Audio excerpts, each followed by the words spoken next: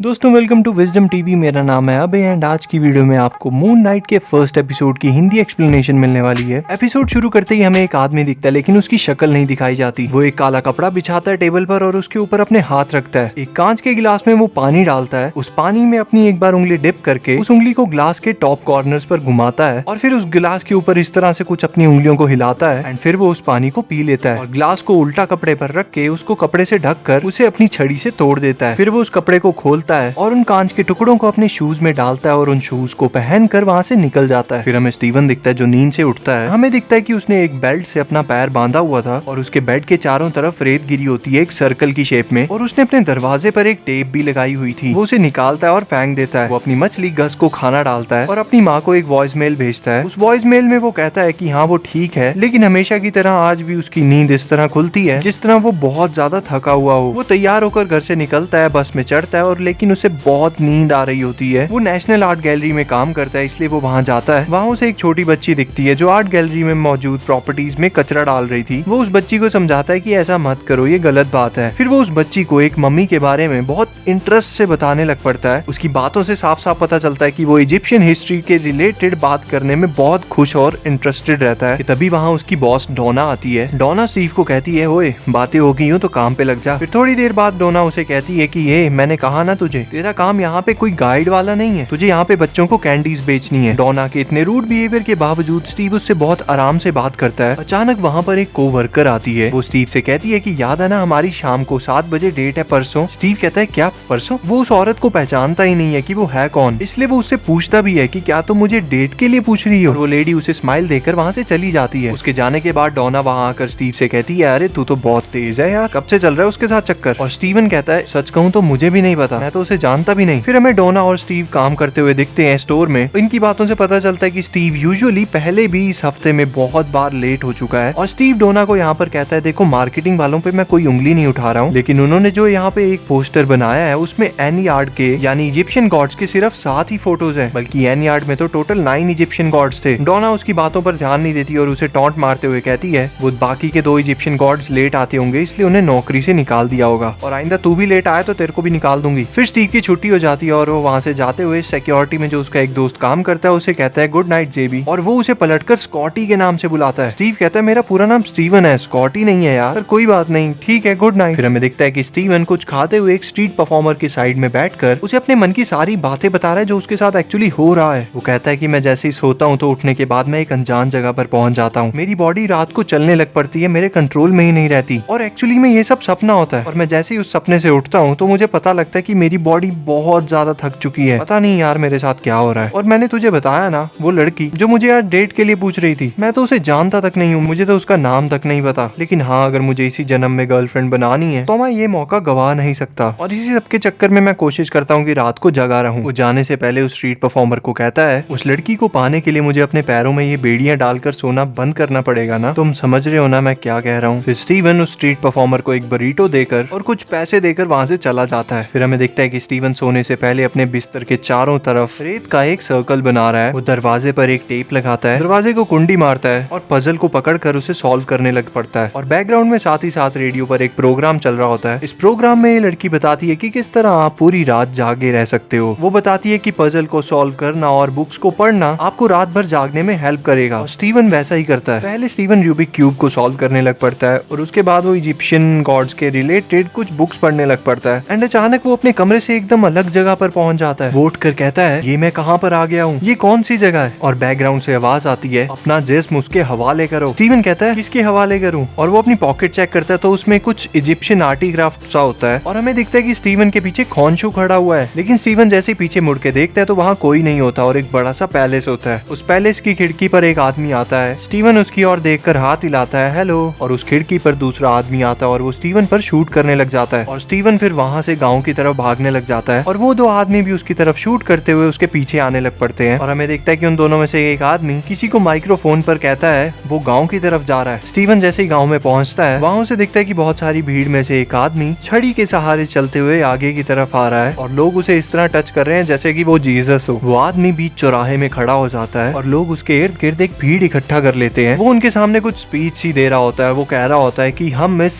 धरती को स्वर्ग बनाएंगे, इस धरती से हम डार्कनेस को मिटा देंगे, बुराई को खत्म कर देंगे। फिर वो कहता है कि तो कौन सबसे पहले आएगा। एक आदमी भीड़ में से आगे आता है। वो उस आदमी के दोनों हाथ जोड़ता है और उसके हाथ में स्टिक पकड़ाता है और उसे झुलाने लग पड़ता है। फिर वो उस आदमी के हाथ के नीचे अपने हाथ रखता है और जब वो स्टिक खुद झूल रही होती है तब वो कहता है अभी तक हमारी गॉडेस जागी भी नहीं है और तुम उसे सर्व करना चाहते हो। और वो कहता है मैं तुम्हें परखता हूँ आमिट के नाम पर। उसके हाथ में जो तराजू का टैटू बना होता है वो हिलने लग पड़ता है। एंड फिर वो कहता है कि तुम बहुत अच्छे इंसान हो, तुम एक नेक आत्मा हो। उसके बाद एक बूढ़ी लेडी आती है सामने और उसके साथ भी वो सेम वैसा ही करता है, लेकिन इस बार उसका तराजू एक तरफ झुक जाता है और वो लाल रंग का हो जाता है। वो औरत कहती है कि मैंने कभी कुछ गलत काम नहीं किया है। ये आदमी कहता है क्या पता तुमने अभी तक कुछ ना किया हो लेकिन आगे करने वाली हो, इसमें तुम्हारी गलती नहीं है, लेकिन दुनिया को हमें अच्छा बनाने के लिए ये तो करना ही पड़ेगा। फिर अचानक वो औरत मर जाती है और ये आदमी जिसने उस औरत के हाथ पकड़े थे इसका तराजू एकदम लाल हो जाता है। हमें पता चलता है कि इस आदमी का नाम आर्थर है। फिर आर्थर के कुछ लोग वहाँ आते हैं और इस औरत की डेड बॉडी को उठाकर ले जाते हैं और यहाँ पर वही आदमी आता है जो स्टीवन का पीछा कर रहा था। वो आर्थर को बताता है कि हम उसे नहीं पकड़ पाए, वो गाँव में ही कहीं पर है। अचानक आर्थर खड़े होकर कहता है डू आमेट और सभी गाँव के लोग इतना सुनते ही अपने घुटनों पर बैठ जाते हैं। लेकिन स्टीवन पहले तो नीचे नहीं बैठता, पर जैसे ही वो देखता है कि सभी नीचे बैठ रहे हैं तो वो अचानक से बैठ जाता है पर सबसे लास्ट में और वो पकड़ा जाता है। स्टीवन कहता है कि मैं बस एक आम आदमी हूँ, मेरा नाम स्टीवन ग्रांट है, मैं लंदन की एक गिफ्ट शॉप में काम करता हूँ, मैं सच बता रहा हूँ। वो अपना पूरा बायोडाटा आर्थर को बता देता है और आर्थर कह रहा होता है स्टीवन से कि तुम मुझे वो स्कैरब वापस कर दो। स्टीवन अपनी जेब से वो आर्टिफैक्ट निकाल कर कहता है क्या तुम इसकी बात कर रहे हो। और जैसे ही स्टीवन उसे वो स्कैरब देने लगता है बैकग्राउंड से आवाज आती है तुम उसे कुछ नहीं दोगे। और अचानक स्टीवन की मुट्ठी बंद हो जाती है। वो चाहकर भी वो स्कैरब उसको नहीं दे पाता। वो बहुत कोशिश करता है लेकिन उसकी बॉडी उसकी कंट्रोल में ही नहीं होती। पर स्टीवन बहुत ज्यादा डरा हुआ होता है। वो अपनी मुट्ठी की उंगलियों को खोलते हुए कहता है पहाड़ी इलाका है ना, शायद ठंड में अकड़ गए हैं हाथ, मैं अभी देता हूँ ना। और उसकी बॉडी उसका कहा ही नहीं मानती। आर्थर के आदमी उसके कहने पर स्टीवन को वहाँ से ले जाने लगते हैं। स्टीवन बहुत ज्यादा घबराया हुआ होता है। वो कहता है प्लीज मुझे छोड़ दो। और अचानक स्टीवन अपने होश में नहीं रहता और जैसे ही स्टीवन होश में आता है तो बैकग्राउंड से एक आवाज आती है लो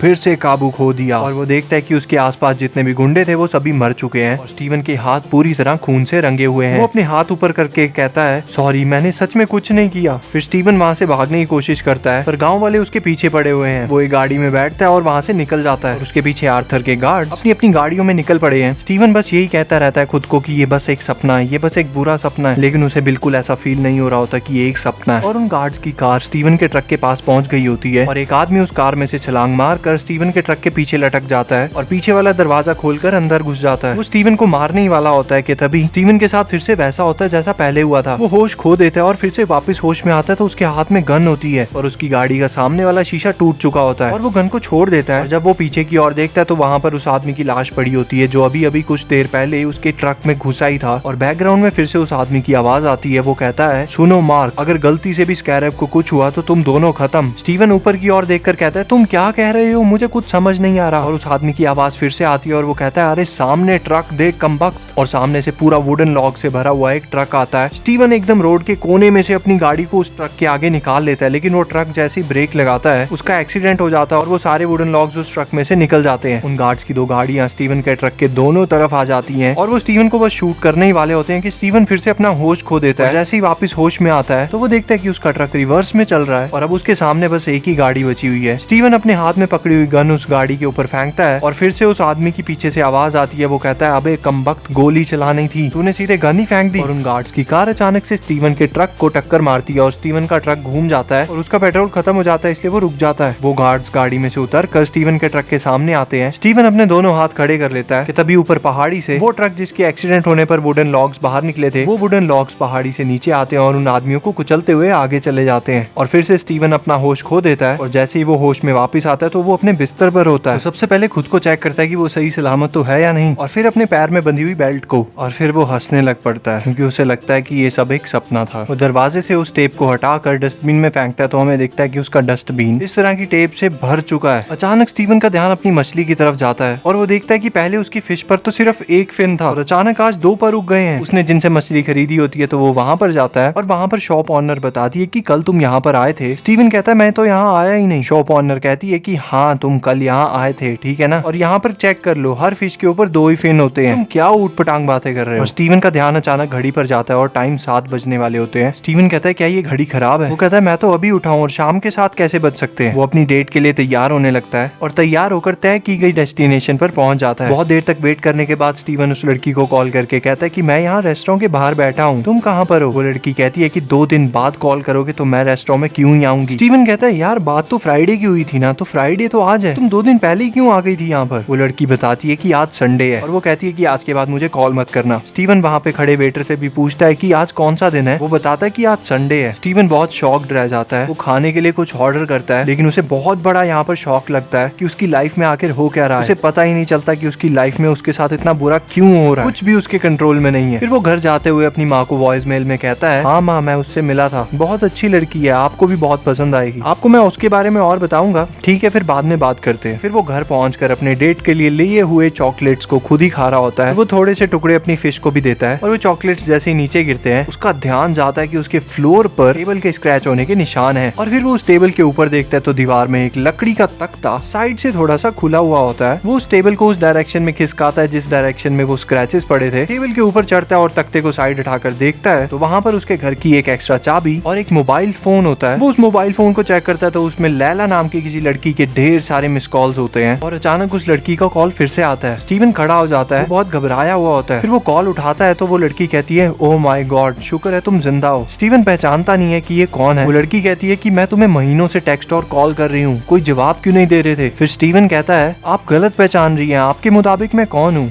मुझे तो ये फोन अभी अभी मेरे घर से मिला है। वो लड़की कहती है, हे तुम्हें क्या हो गया है मार्क। फिर स्टीवन उससे पूछता है, तुमने मुझे मार्क कहकर क्यों पुकारा, तुम आखिर हो कौन। वो लड़की कॉल काट देती है और अचानक उसके रूम में से उसे एक अलग आवाज आती है, स्टीवन। वो अपने बाथरूम की तरफ जाता है, वो शीशे में देखता है तो उसकी रिफ्लेक्शन उसका नाम पुकारती है। वो जैसे ही लाइट ऑन करते हैं तो उसकी रिफ्लेक्शन वापस से नॉर्मल हो जाती है, पर अचानक उसके रूम की लाइट बार बार ऑन और ऑफ होने लग पड़ती है और फिर से मिरर में जो उसकी रिफ्लेक्शन होती है वो कहती है, स्टीवन अपनी खोज करना बंद करो। स्टीवन वहाँ से जल्दी से भागता है, अपने रूम का दरवाजा खोलकर अपार्टमेंट की लिफ्ट में जाता है और उसके हाथ में अभी भी वो फोन होता है। वो जैसे ही लिफ्ट को बंद करता है लिफ्ट जाकर 3rd फ्लोर पर रुक जाती है। वो कहता है कि नहीं यार ग्राउंड फ्लोर। वो ग्राउंड फ्लोर का बटन दबाता है, फिर से लिफ्ट बंद होती है और वो 2nd फ्लोर पर आकर रुक जाती है और सामने से उसे खोंशू आते हुए दिखता है। वो बहुत ज्यादा डर गया होता है। जैसे ही खोंशू दरवाजे पर पहुंचता है वो एक्चुअली में एक ओल्ड लेडी होती है जो लिफ्ट में आती है और लिफ्ट बंद होती है। फिर वो 5th फ्लोर पर पहुंचते हैं। स्टीवन कहता है, हम 5th फ्लोर पर कैसे पहुंच गए। वो औरत कहती है कि मुझे 5th फ्लोर पर ही जाना था इसलिए। स्टीवन पीछे मुड़ के देखता है अचानक से और उसके पीछे खोंशू खड़ा होता है और अचानक से वो चिल्लाता है, लेकिन वो एक बस में होता है। वो आसपास देखता है तो उसे पता चलता है कि वो अपने ऑफिस की तरफ जा रहा है, लेकिन उसे रास्ते में एक जगह खोंशू दिखाई देता है और अचानक से वो गायब हो जाता है। जैसे ही स्टीवन बस से उतरता है तो उसे दिखता है कि उस बस में आर्थर है। स्टीवन खुद से कहता है वो सपने वाला आदमी सच में है। जैसे ही स्टीवन अपनी जॉब पर पहुंचता है वो जेबी के पास आकर कहता है, मेरे पीछे कुछ लोग पड़े हैं, प्लीज तू उन लोगों को अंदर मत आने देना। जेबी कहता है, स्कॉटी, मैं हर किसी को रोक नहीं सकता। स्टीवन कहता है, यार मेरा नाम स्टीवन है, स्कॉटी नहीं। तभी वहाँ डोना आ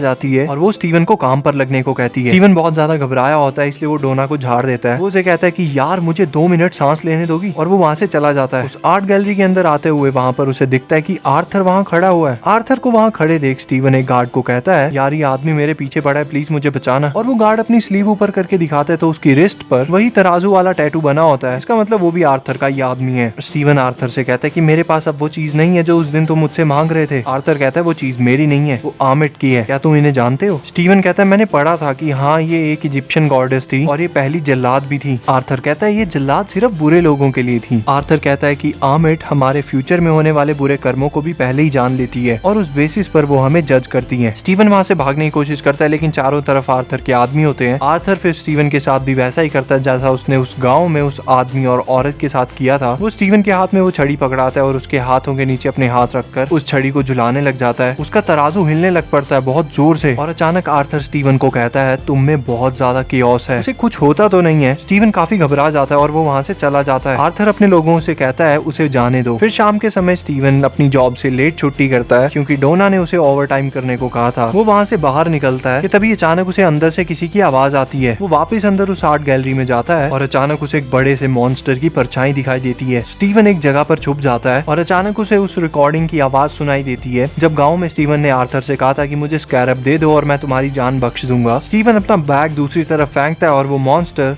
उस बैग की तरफ भागता है। मौका देखते स्टीवन वहाँ से भागने की कोशिश करता है, लेकिन वो मॉन्स्टर स्टीवन के पीछे ही पड़ गया होता है। स्टीवन भागते भागते वॉशरूम में पहुंचता है। वो वॉशरूम का दरवाजा लॉक कर लेता है, लेकिन वो मॉन्स्टर बार बार दरवाजे को जोर जोर से पीट रहा होता है और वो कभी भी अंदर आ सकता है। तभी स्टीवन को वहाँ पर मौजूद मिरर्स में अपनी रिफ्लेक्शन दिखती है और वो रिफ्लेक्शन मार्क स्पेक्टर की होती है। मार्क स्टीवन से कहता है तुम्हें अपना शरीर मुझे सौंपना पड़ेगा, वो जो चीज दरवाजे के बाहर है वो हमें कभी भी मार सकती है, प्लीज। स्टीवन पहले तो उसकी बात नहीं मानता, उसे लगता है ये सब एक भ्रम है, ये सब सपना है, लेकिन मार्क के बहुत बार समझाने पर वो उस पर यकीन कर लेता है और वो अपनी बॉडी को एकदम रिलैक्स करता है और अचानक स्टीवन एकदम अपने शरीर को सीधा करता है। उसके शरीर पर मून नाइट वाली कॉस्ट्यूम अभी चढ़ने ही लगी होती है कि तभी वो मॉन्स्टर दरवाजा तोड़कर उसे खाने के लिए उसके ऊपर चढ़ जाता है और फिर उस वॉशरूम से उस मॉन्स्टर की आवाज आ रही होती है और कुछ सामान बाहर गिरता है। फिर हमें दिखता है कि वो मॉन्स्टर बचकर बाहर निकलने की कोशिश कर रहा है, लेकिन मून नाइट उसे घसीटते हुए वापस अंदर खींच लेता है और मून नाइट उसे किक करता है और उसे जोर जोर से बार बार पंचेस मारता रहता है। एक के बाद एक पंच मारता रहता है जब तक वो मॉन्स्टर मर नहीं जाता और फिर मून नाइट हमारी तरफ बढ़ता है एंड यहीं ये एपिसोड खत्म हो जाता है। दोस्तों, आप लोगों को ये फर्स्ट एपिसोड मून नाइट का कैसा लगा कमेंट सेक्शन में बता दो। अगर चैनल पर नए हो तो चैनल को सब्सक्राइब कर दो और बेल आइकन दबा देना, वीडियो को लाइक कर दो और इतना सब कर दिया तो वीडियो शेयर भी कर देना। मुलाकात होगी फिर एक नई वीडियो में।